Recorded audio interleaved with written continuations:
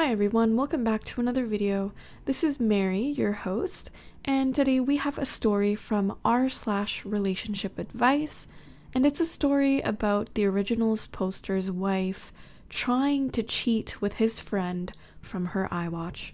Let's get started. So last night, my wife of 7 years decided to have a chill out night.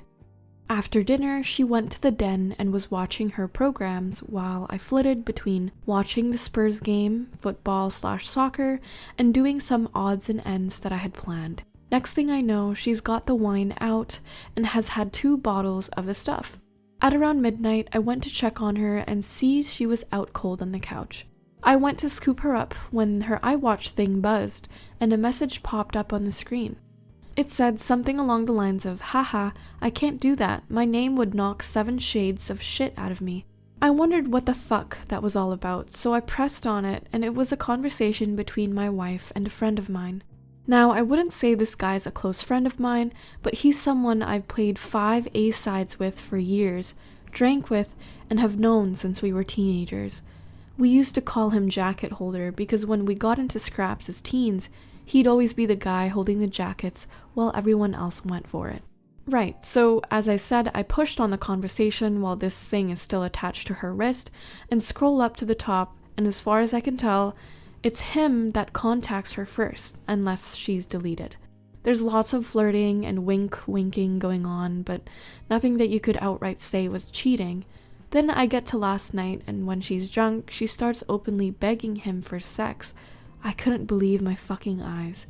I'm paraphrasing here because I can't remember the exact words, but she was saying shit like how much she had always wanted him, how no one would ever find out if he did want to do something, and the last one that fucking killed me, that she was great at keeping secrets. I tried to scroll on her watch, but couldn't find any other messages, and I don't know her phone passcode. I put her in bed and just sat in the kitchen in shock until I fell asleep. Then got up for work about 5:30. When I went to get in my work van, I just slunk down on the wheel and realized I couldn't face it. So I went back in the house, grabbed a half-drunk bottle of vodka, filled to the top with Coke, and went on a walk down the railway line.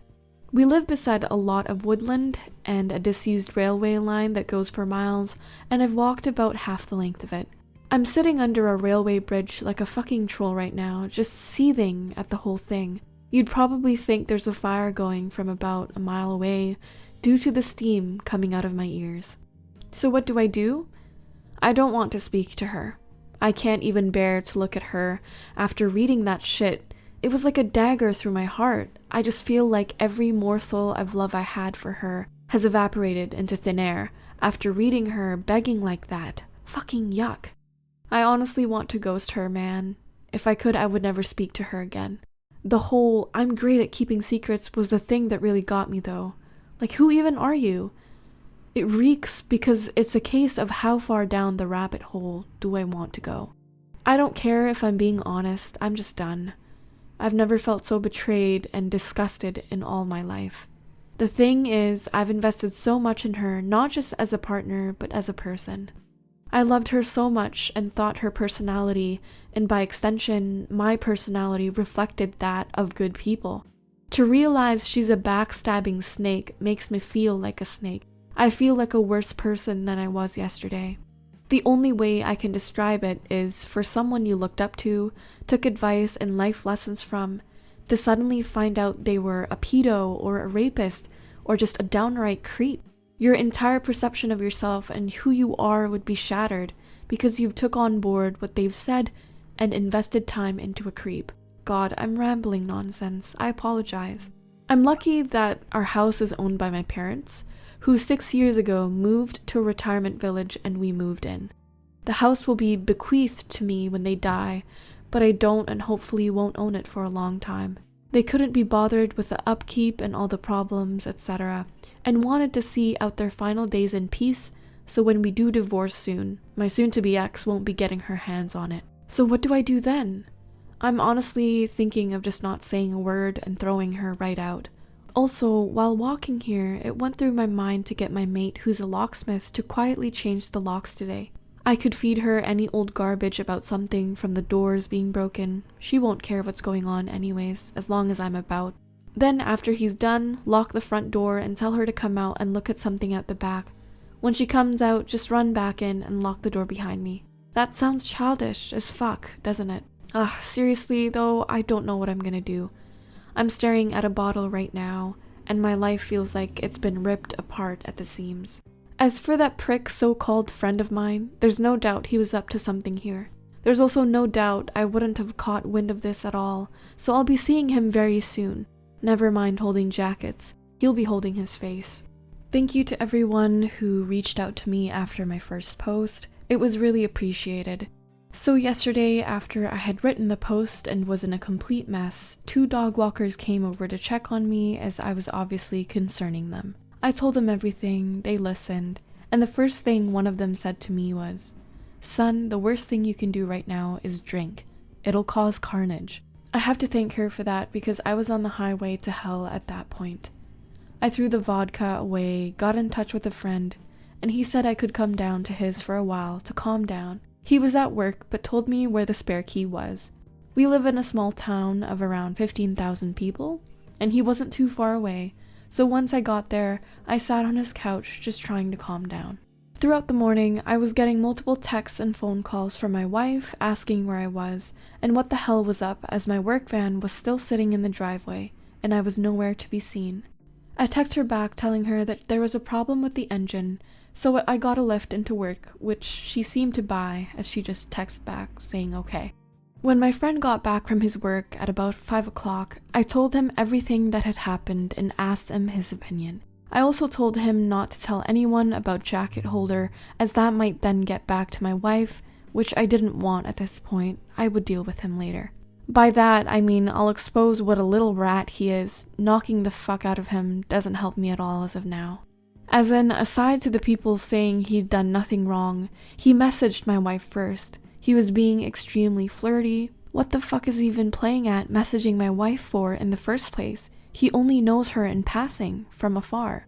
Look, I've got no problem with 2 adults conversing with each other, but they hardly knew each other and it was flirty from the start, as far as I could tell. I think they've seen each other while out and about, and it's gotten flirty then. So my friend convinced me to try and keep a low profile and see what I could dig up, but at the same time speak to a lawyer and get the ball rolling in terms of finding out my options, which I have done today. He took me home about 6 o'clock and I was honestly dead on my feet by that point. I think the adrenaline pumping the entire day, then suddenly stopping knocks it right out of you, so I was extremely tired when I got home. The second I walked through the door, I knew something was up as my wife was on me right away, asking me all sorts of questions about work. I asked her why does she even care? She said that I left my big flask and my lunch bag in the front passenger side seat and something's been up today. She could feel it. I was about to lie, but I was just too tired. I couldn't be bothered putting any sort of charade, so I just said, yeah, there is something up. That when I was putting her drunk ass to bed last night, a message came up on her iWatch, which I read, and all the other ones, and that she was a fucking disgusting cheat that I wanted nothing more to do with. Her demeanor went from an arms-crossed person in power to scared little girl within about a second. Good at keeping secrets, eh? Begging that little rat for sex, eh? Yup, read it all. She started sobbing, and I just walked away and upstairs into the shower. When I got out, she was sitting on the top stair crying still, and the excuses started right away.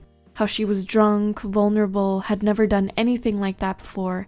How he had messaged her first, and it didn't mean anything. She was never gonna go through with it. Pretty much everything that everyone on here was saying she would say, like she had the playbook out. The only thing she didn't do was try and blame me.